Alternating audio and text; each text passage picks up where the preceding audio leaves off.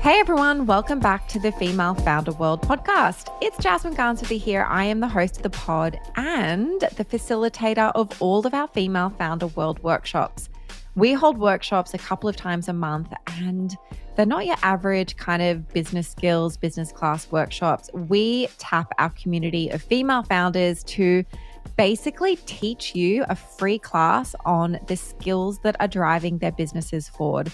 It is a community-driven initiative. It is completely free, and you can find out more about these classes at the link in our bio on Instagram at Female Founder World. All right, onto the episode. We've got a really good one today. It's with Jessica Warch. She's the founder of Kimaï. And if you haven't heard of them before, Kimaï is a ethical lab-grown diamond jewelry company out of London. And she is European. She comes from a city in Europe that is known for creating jewelry and diamonds. And she's really modernizing that industry with her business. It's an amazing conversation. She's super, super open about what's working, what's not working, and how they got their brand worn by Meghan Markle 2 days after launch. It's all good stuff. Let's get into the episode. Jess, welcome to the show. It's so great to have you on Female Founder World. Thank you so much. Thank you for having me. I'm excited to chat. Okay, let's first talk about what you're building over at Kimaï. What is your business? So, hey everyone, I'm Jess. I'm the co-founder of Kimaï. We're a lab-grown diamond and recycled gold fine jewelry brand, and our mission is really to bring an end to unethical mining and more transparency to a very outdated industry. So we started the brand just a bit over 3 years ago, with the main thinking that jewelry has always been a big part of our life, because my co-founder and myself, we both grew up in Antwerp, to diamond trading family. So those who don't know, like Antwerp is the diamond center of the world. But we just felt that the industry wasn't talking to us anymore as younger customers. From a transparency perspective, there was no way to know where the diamonds we were buying were coming from. And on top of all the controversies around blood diamond, child labor, etc., we just felt that there was no transparency at all, even talking to diamond traders directly. And for us personally, it was becoming more and more important to understand what the things we're buying in general, not just jewelry, but everything we're buying. We're asking more questions around it, but we couldn't get any answer from that industry. And from a experience and marketing perspective, it's an industry that has been talking to us in the exact same way as it was talking to our great grandparents, and always very outdated, focusing on how much a man can afford purchasing a piece of jewelry. So that's basically how we came up with Kimaï, with the goal to really bring transparency, but also inclusivity to a very old-fashioned industry. And people, okay, you're listening, so you can't see what Jess is wearing, but she is wearing the most beautiful, I'm guessing these are all your pieces, right, that I'm looking at right now? Of course. I'm going to take a close-up photo of your jewelry and put it on my Instagram story so people can see. It's so pretty. It's basically these really like gorgeous, delicate gold. Oh my God. It's hard to see. So gorgeous. Okay. Yeah. So you should definitely have a look at their website and their Instagram now, just so you get an idea of the kind of product that Jess is creating, because it's really modern. It's really delicate, very sweet, beautiful, wearable kind of, I feel like I could wear that every day kind of jewelry. And I think it'll give a good idea about how she's really modernizing this space. So you are visiting New York right now. Where did you say that you are normally based? So we're usually originally from Belgium, so from Antwerp, and we moved to London 10 years ago. When I say we, it's my co-founder and myself. So she's my best friend as well. So we moved at the same time to study in London, and we started Kimaï together. So today we're based in London, but we ship globally. And everything's handmade in Antwerp, at least like most of the pieces and all of the bespoke and engagement ring side of things. But everything's really shipped from Antwerp, from our atelier directly to the customers all around the world. Amazing.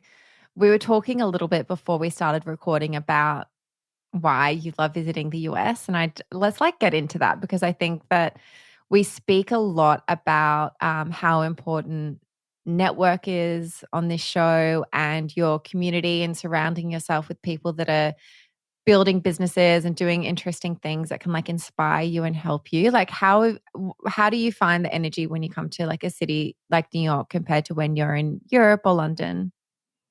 I think already London, we're lucky compared to Europe because it's not New York, but there is that kind of energy to a certain extent.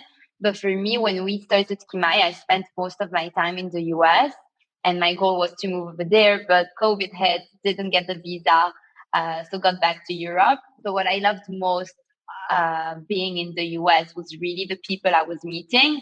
I felt that everyone was much more open minded, really open to meet new people. Even the biggest CEO of the biggest companies were open to meet young entrepreneurs and kind of like help in a way or another. Like I was able in the US to really meet like big CEOs, which in Europe, even smaller ones, like it would never happen. And I think there's that culture of kind of like paying it forward rather than like paying it back. So everyone's really in a mindset where you know that like by helping others in a way or another at one point it's going to help you, but you're not expecting anything back in return. And I think that's definitely like the mindset I've got and something that I strongly believe in. And I definitely agree that starting a company or starting a brand or being an entrepreneur, like network is so important because that's how, firstly, you're able to learn from different people that have different expertise, but also that's how you can kind of like build brand awareness, figure out like an issue in your brand that you can solve through like feedback from different people, etc. So I love going to the US. Totally. Yeah, I mean, no one can help you in your business more than someone who is doing it alongside you. We had a conversation on the podcast the other day with Cindy Ramirez Fulton. She's the founder of a company called Chill House. And one of the things that she said in the interview, which I thought was really interesting, was that the people, like, it's great to connect with people who are inspiring you. They're leading big businesses and maybe they're like quite a few steps ahead of you in their business. But actually, if you're at an event, the people that are sitting next to you in the seats that are going to help move you forward more than the person on the panel, like you really need to find that network around you. And we speak with a lot of people on the podcast who are all over the world, like, and especially now, like a lot of people have physically left New York and they're kind of building that community online. And I guess that's one of the things that we are doing now, like through Female Founder World, is we're kind of like offering that mentorship and that peer mentorship through the podcast and the workshops that we do. Do you think that you need to be based in one of these entrepreneurial cities, or can it be done online? Or is this just something that like you just enjoy being in a space where you're surrounded by curious, driven people? I think it can be done online, but I think there's nothing like in the real life events. And I think we discussed it as well because you're hosting one soon. But I think definitely like online, you can kind of like continuously nurture those relationships. But I do think that at one point when you're in town, or at least like try to be in town to meet as many people as possible, because there's nothing, at least for me, compared to like personal touch and like really having that one-on-one with the person that isn't in front of a laptop. So I definitely think that it works online. And I think I've met also a lot of people during COVID that I've met them digitally and never met them in person. But I'm just excited to meet them in person once I'm in the same places as they are. So I think it's about having a balance between both. Like you shouldn't think it's impossible, but figure out ways sometimes to get that in-person meeting.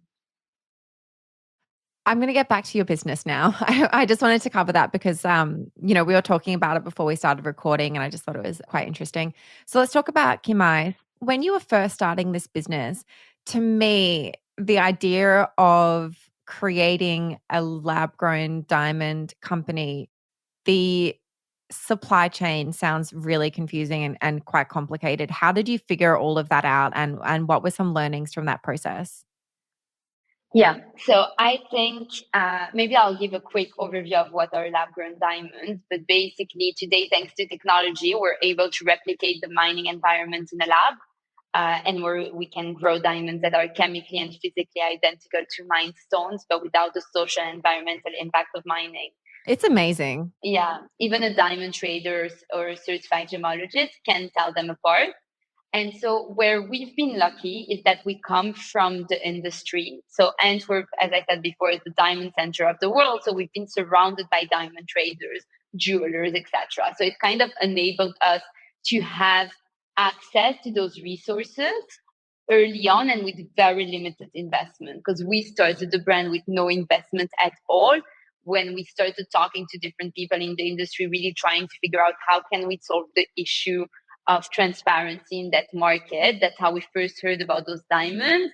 And we started talking to different labs, trying to understand what it means, what those diamonds are. There was very little information available online. But we really saw it as our best solution to the problem we wanted to solve, at least today. And so in terms of supply chain, like we don't manufacture the diamonds ourselves. So like we partner with a lab directly in order to get those diamonds. And I think for us, that part was kind of like the easy part, just thanks to the network we had on that market. So we could start the brand without having to buy a lot of inventory upfront. We put $5,000 each into the business. We had to make like just one piece of each design.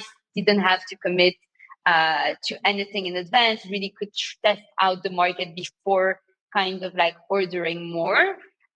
What was harder for us, where we didn't have any expertise, is definitely like fundraising, marketing, and that side of the business. But I do think that definitely for a lot of entrepreneurs, figuring out the supply chain is the biggest pain at first. But I think what we've seen is really about like reaching out to the right people and never be scared to reach out and ask the right questions. So that would be my advice. So you said that you and your co-founder put in around like $5,000 each to get things off the ground. And I'm really interested in the anatomy of a bootstrapped launch. Like, where does that money go? Are you just buying inventory? Did you pay for fancy branding? Where did you spend that money in the beginning? So I think being in Europe as well, like we have different, like we didn't know what it meant fundraising, right? When we look at like all the big launches in the US, directly they have amazing branding. They spent a lot of money on it because they already fundraised. For us at the time, we're like, who's going to invest in us? Like, we don't know what we're doing. We want to test it out and then see what happens. Like, we didn't feel comfortable at all going up to investors. Firstly, we didn't know any investors, but also like going up to anyone and just asking for money for a project that kind of was still like work in progress. And I think that's really enabled us to kind of like hustle our way through, because we couldn't afford any marketing or any even gifting, etc. We had to figure out ways to get the word out there. So we didn't launch with a fancy brand at all. We didn't have any branding in place. We just did like a very simple Shopify website. And because jewelry is expensive, a lot of that money went into the samples, because we launched with a collection of 20 designs, and we needed to have one of each at least to like shoot and kind of like create that website and launch. So our launch was more of a soft launch. When I look back, I'm like, I don't regret it, because I think we've learned so much by doing it. But I definitely think as well that some brands are doing like a strong launch day, which is amazing as well if you can afford it. And from there, it was really mostly like friends and family, figuring out ways to get people to hear about us. And on top of just like having beautiful jewelry and building brand awareness, we had that whole side of education that was important as well. So we're educating customers, changing an entire industry's mindset, because we're one of the first brands to launch with those lab-grown diamonds. And on top of it, without any funding and any money, we need to figure out how to get the word out there of like about the brand, the design, etc. So it was a lot of hustle rather than having a very strong launch day. It's not as if we pushed launch and we had loads of sales. We're more like, okay, and now what? What do we do to get to the next mile? Yeah, you're like, we have a website, we have some product. Now what do we do? Exactly. So you had those 20 samples or 20 or so that you shot and put on the website. Were you like making them to order at the time? So when people ordered it, you Exactly. would like order the product and then go and make it so that you weren't too deep in your pocket with having holding stock and inventory. Exactly. So everything, so meaning like everything was made to order. Like you ordered an earring, it would take like 10 days, 10 working days for you to get it just because like we didn't have it on hand and we had to produce it for you. But what we see is that customers are ready to wait for more expensive pieces because our average order value is quite high, even higher today than when we first launched. But yeah, that was the only way for us to launch just because we couldn't afford like any inventory at all. You know what? Like, I would also think that it would be lovely to launch with a huge marketing budget and a shiny brand and everything perfect. But we also, when we started my beauty business, it was built on a Squarespace site. I don't think I even had product photography. I think that our designer put together an illustration. I was printing the labels in my home. I organized a partnership where I would post about this label printer, which cost a few $1,000s on Instagram in return for them loaning it to me. And we like printed all the labels ourselves. And the quiz was basically just like a Google form embedded in a Squarespace site. And that's kind of how it started. So I am all for the soft launch and let's just see what people think about this before like committing everything to it. I agree. No, I agree completely. And it also enables you to think outside the box. I think when you've got all the money, it's easy to spend it and you think that's the right way to go about it is spend a lot on Google, have a beautiful branding agency you're working with, etc. So it really learned us like the bootstrapped way. And we figured out, yeah, ways to get the word out there. So 2 months after our launch, we had Meghan Markle seen wearing our pieces, so that kind of Oh, like launched wow. us officially and kind of built a lot of awareness and visibility for the brand, but also for the industry. Because as I said, like industry was super new. So there was a lot of credibility needed on that space. And again, that was done through cold emailing, figuring out ways to get in touch with the right people. And yeah, we couldn't do much gifting just because our product is expensive as well. So we had that kind of like, we have no money to spend on marketing, but we can gift products. Like they're so expensive. So each product gifted really needs to be thought of. Okay. I need to learn more about you just threw in, 2 weeks after launch, Meghan Markle wore one of her pieces. How do you find Meghan Markle's, I don't know, does she have an agent? How do you how do you even go about that? Surely that's not on Google. No, it's not on Google. So the main thing was that we wanted people that really represented our values and represented our brand. And Meghan Markle was perfectly aligned with it because like she was modernizing, of course, the royal family side of things. She was supporting a lot of female founded brands and a lot of like sustainable brands, small brands.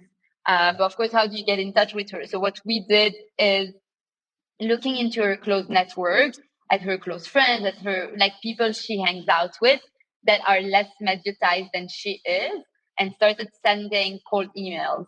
But super simple cold emails, like telling them about our story, our mission, and I would love for her to wear it. But of course, most people around us were telling us, you're losing your time. Like, just focus on your business. Like, why are you doing this? And it actually ended up working. So a few days later, we got an email from her personal assistant asking to purchase the pieces. And that's how it all started. Wow, congratulations. And like take my hat off to you for that hustle. That's amazing. And for also just knowing like she is the right person to go for to Yeah. gift and we're going to keep going until we find the contact. Yeah. So I think like it's honestly like she's the dream person, but never thought it could happen. But it's also about like you have nothing to lose at that stage, right? Yeah. And what happened after she wore it? So she wore it like a month after we delivered it. So we were like every day we're like, is she gonna wear it? Is she gonna wear it? And because we didn't have any inventory at the time, we're like, okay, let's make 5 pieces of the pieces she got, just in case we sell a few. And the day she wore it, so we were actually in a meeting with my co-founder, and then we start I got a notification from Instagram being like, Yahoo tagged you, Mr. Ford, like every magazine possible. Oh, I have goosebumps. Yeah. That must have been amazing. Yeah, we didn't. I think for a week we were like in a bubble, like we didn't realize what was happening because press really, really picked it up, and it was like covered like everywhere. Because not only like the design was unique, but on top of it, it's the first time royalty is seen wearing lab-grown diamond. It's a very kind of controversial topic at the time. People still don't know what to think about that industry. So press really, really picked it up. Sales really picked up as well, and that kind of opened the US market to us as well, and just like opened our sales. Like our sales before that were like really friends and friends of like family, etc. So that's really kind of like brought us our first sale from someone we didn't know. Wow, amazing. Congratulations. Thank you.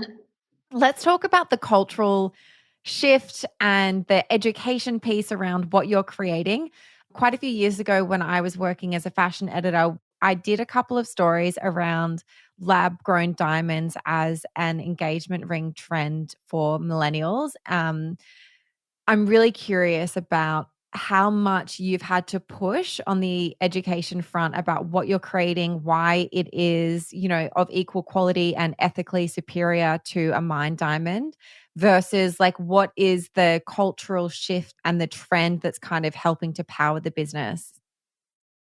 So in general, as a brand, we never try to kind of like push too much on our customers or our community. And even as like a person, myself and my co-founder, we're all about like not being 100% sustainable just because like it's almost impossible nowadays if you live in the cities we do. But we are about like being conscious, trying to take a step forward, trying to do better and educating ourselves. We definitely want to get to a point where we are 100% sustainable, but there's so many changes that needs to come from like bigger forces than what we can control. And that's the same way we kind of try to educate our customers. We're giving them the information that we've got available and for them to make those more conscious purchases and more conscious decisions. So when we started with just fine jewelry. So pieces for the everyday wear, $200, between $200 and $800. And at that point, definitely, most people, it was the first time they were hearing about lab grown diamonds. So we tried to kind of have all the information available on the website. We were super active and still are on Instagram, educating them, doing different stories on it, putting ourselves in front of the camera, answering different questions from the customer. But on top of it, also being super approachable. If a customer has any question, they can reach out and we're here to answer them. But at that point, it was definitely like fine jewelry pieces for the everyday. It's kind of like an easier switch for customers rather than engagement rings. And that's why as well, we didn't think at the time that we would launch engagement ring. It kind of came as an organic kind of next step because we got a lot of demand from it during COVID. And actually, we've been seeing like customer becoming more and more conscious of their impact, the industry switching faster than expected, more information available online as well. Because when we launched, there were maybe like a few articles, but very little. Today, there's been more say and more documentary press, etc., around the topic. So that has helped as well. And so we launched engagement ring over a year ago. And we see people that come to us for their engagement ring, they're already educated around the topic and have done their research. And we're here to kind of like help them further.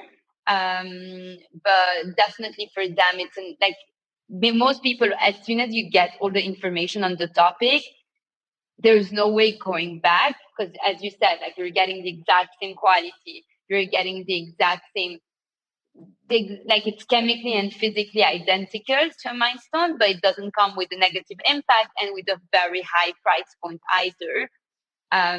So that's from like the lab grown diamond perspective. But on top of it, what we're seeing with engagement ring is that a lot of women are reaching out and are being a bigger part of that decision making. And I think in the past, it's been all about the man, how much he can afford buying a certain ring, and kind of like making that decision on his own without knowing anything about a ring and a diamond. So we're seeing a huge switch on that end as well, which is very exciting and very interesting to see.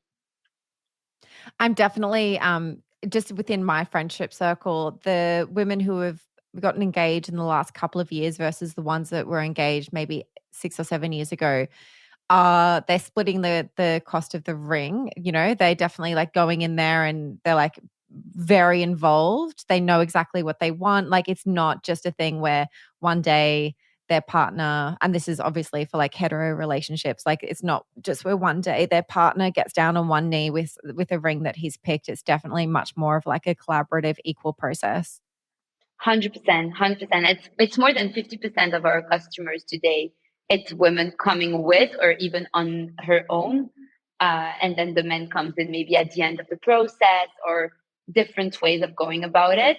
But that's the way it should be, right? We're more independent. We're wearing that ring our entire lives. So we should be part of that decision making. Yeah, absolutely.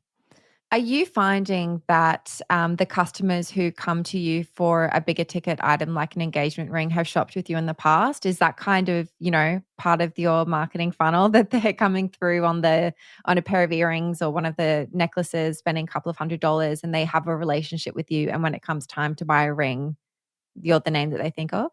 Yeah. I think that way or the other way around. Like definitely customers that come to us for engagement ring, they come back for more.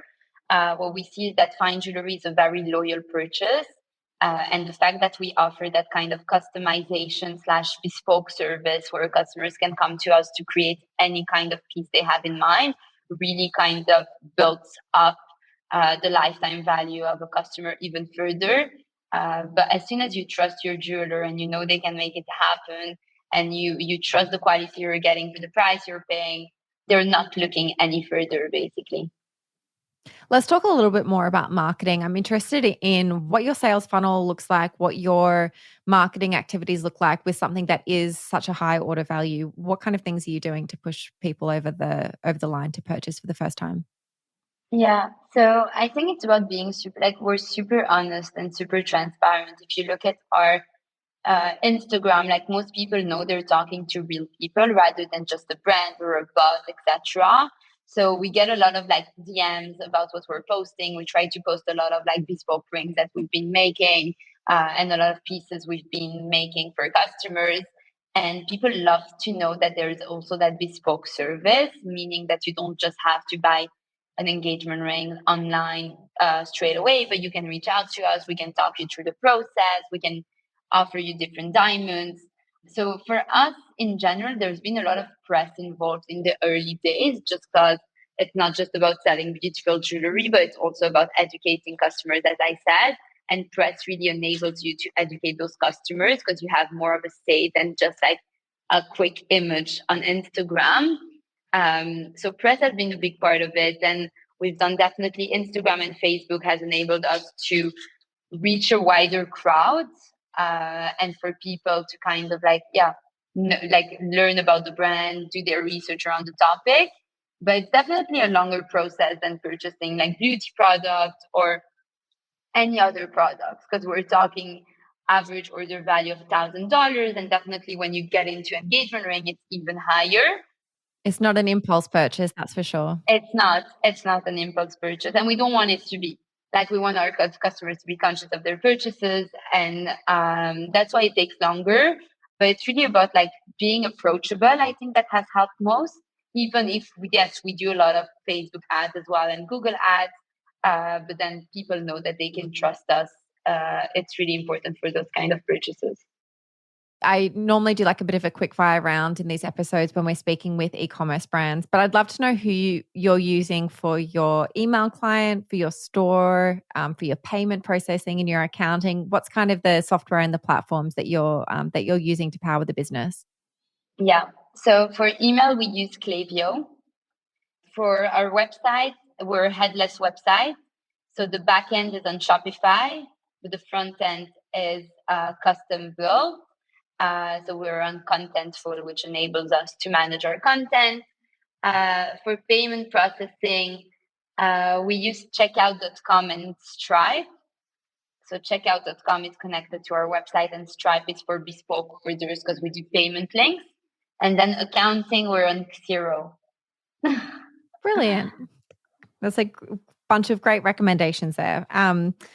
And then the last thing that we ask everyone on the show, Jess, is to share a resource. And that could be a book that you've read and you've loved. It could be someone that you follow on Instagram that's given you great advice, but just something folks who are interested in this space can engage with to become better entrepreneurs and better founders. Definitely. So a book that I'm reading currently, it's called Net Positive. It's from the CEO, of Unilever.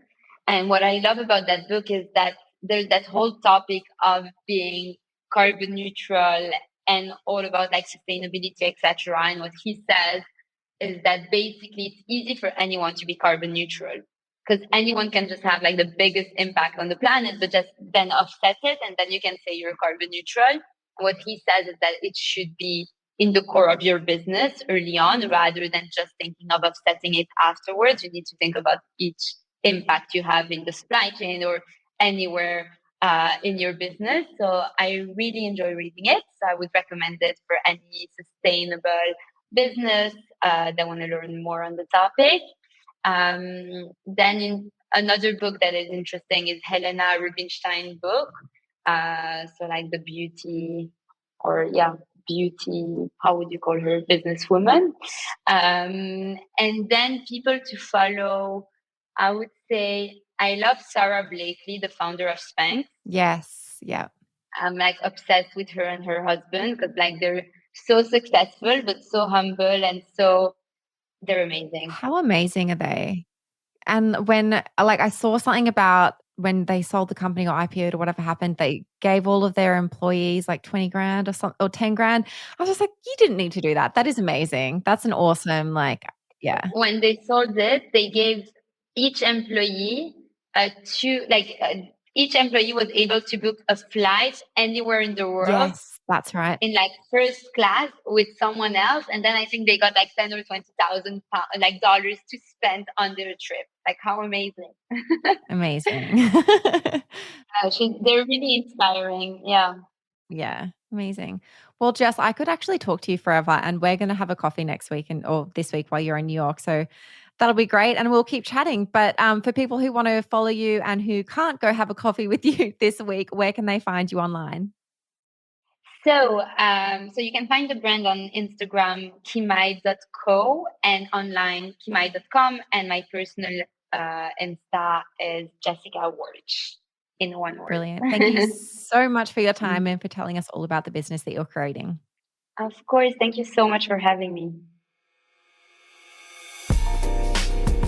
Hey, did you guys love that? If you did, please drop us a 5-star review wherever you listen to podcasts. If you take a screenshot of that review and DM it to us on Instagram, we will send you back a link with free access to our entire on-demand library of business skills workshops. So don't sleep on that. Get on it. Take that screenshot and DM it over to us. Chat to you later.